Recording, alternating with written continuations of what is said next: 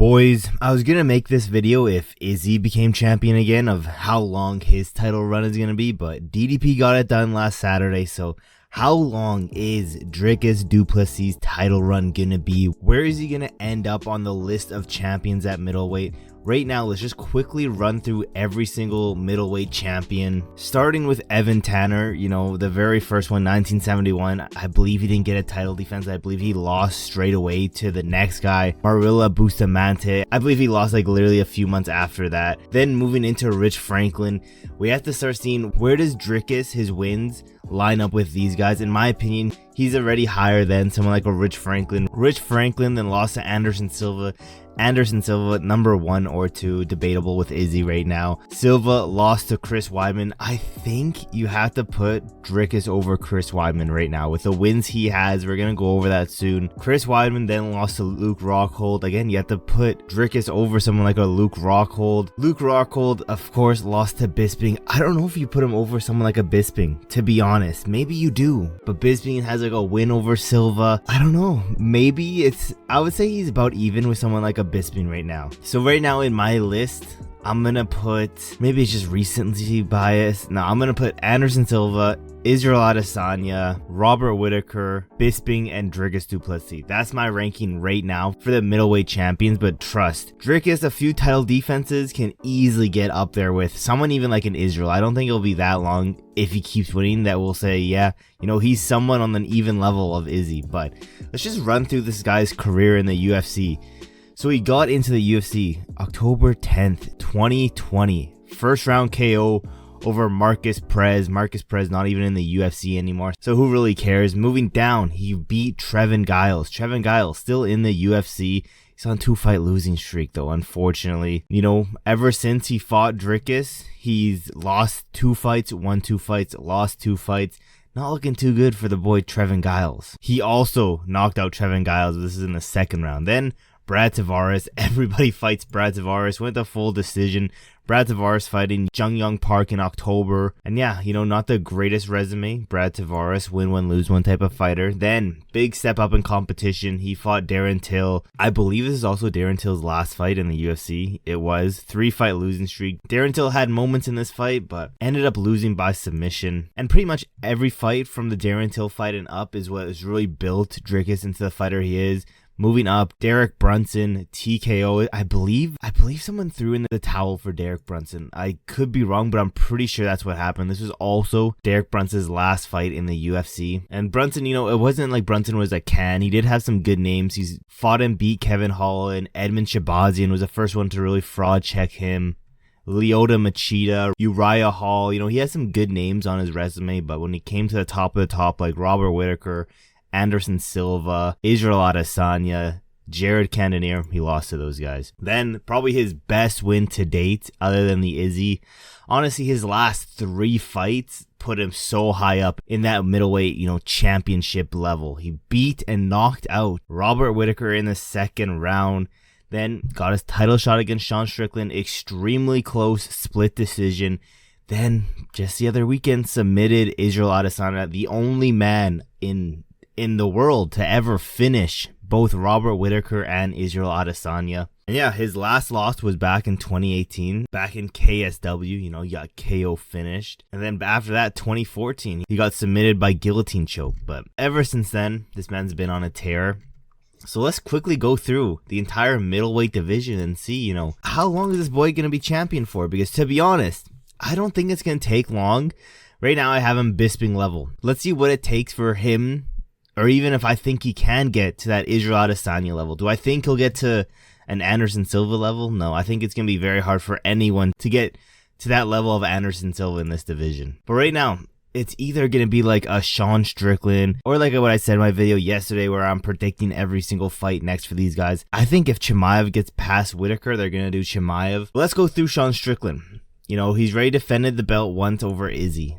Let's see, does he defend again over Sean Strickland? I do think he gets past Sean Strickland again. I think once you fight someone like a Sean Strickland, it's easier to beat him the second time. Will it be an easy fight? Absolutely not, but the amount of confidence you do get once you're champion just multiplies. Look at the Leon Edwards versus Kamaru Usman trilogy fight.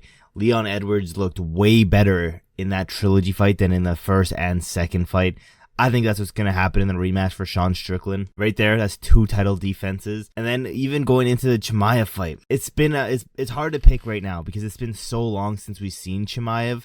Who knows? Maybe he looks like a god out there against Robert Whittaker. But right now, you can't confidently say Chimaev just run through Dricus.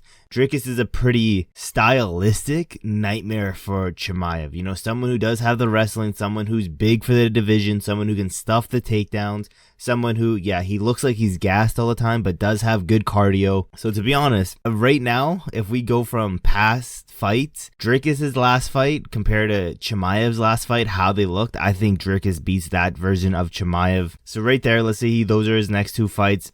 That's 2 more title defenses. That's 3 title defenses right there alone. I mean, that has to put him over someone like a Robert Whittaker. The only reason why Robert Whittaker is so high is because, not the title defenses, because it's surprising, but this guy has none. It's just his wins in general. The title defense is what's going to put him above someone like a Robert Whittaker. So then you have Anderson Silva, Israel Adesanya, and then Dricus Du Plessis. I think he just needs like maybe 1 to 2 more and he'd be over someone like an Israel Adesanya. Do I think he gets a rematch with Izzy? It's possible. Do I think he beats Izzy again? Yeah, that's going to be 4. Again, this is all very what if scenarios. Let's just go through the top 15 and see who I think beats Dricus. That might be a little bit easier. Sean Strickland, I would say it's a 70% he wins, 30% Sean Strickland wins. Israel Adesanya, 65-45 type of deal. Robert Whittaker, I would say 65, maybe 70-30 actually, that Dricus wins. Stylistically, I just think Du Plessis is a bad matchup for Robert Whittaker. In Maivov, I think a Maivov might be a very close competitive fight. This is probably one of the closer ones, like 60-40. This is a close fight. Jared Cannonier, 40 years old. I need to see what he looks like against Braulio, but as of right now, 70-30. Like, they're all very hard fights for Dricus. Marvin Vettori, I think he runs through Marvin Vettori, so like an 80-20. Brendan Allen, also maybe like an 80-20. Paulo Costa, like a 90-10. Jack Hermanson, 90-10. Delidze, 95-5. Chimaev, I need to see what Chimaev looks like, but I'm going to say like a 70-30 right now. Maybe very disrespect, but I don't think Chimaev gets past Dricus. Braulio, I just haven't seen much of him, so maybe like a 70-30. Maybe I'm giving him too much respect. Michael Pereira, I don't think he can fight someone like a Dricus. He might be very awkward, but I think the takedowns is going to be the key to victory for Dricus. 80-20. Anthony Hernandez, that's also a close fight, maybe like a 65-35.